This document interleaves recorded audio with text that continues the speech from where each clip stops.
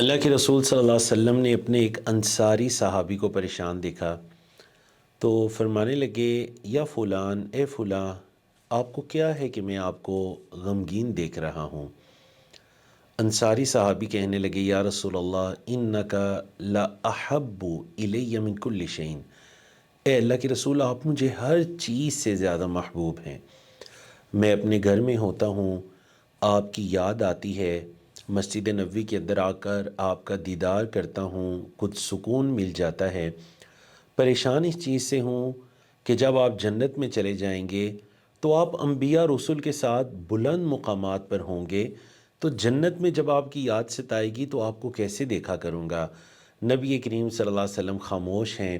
اللہ رب العزت نے ان آیات کو نازل فرما دیا، من یطع اللہ والرسول، جس نے اللہ اور اس کے رسول کی اطاعت کی، فاولئک مع الذین انعم اللہ علیہم، تو یہ ان لوگوں کے ساتھ ہوں گے جن پر اللہ نے انعام کیا۔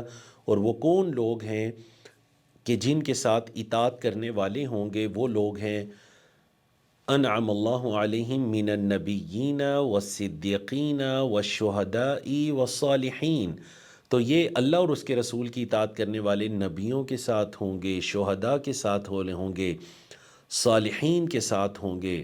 نبیین والصدیقین والشہداء والصالحین، ان چار کیٹیگریز، چار طرح کے لوگوں کے ساتھ ہوں گے۔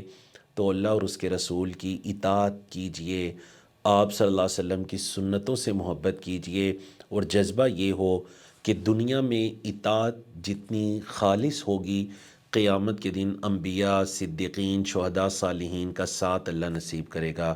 وما توفیقنا الا باللہ۔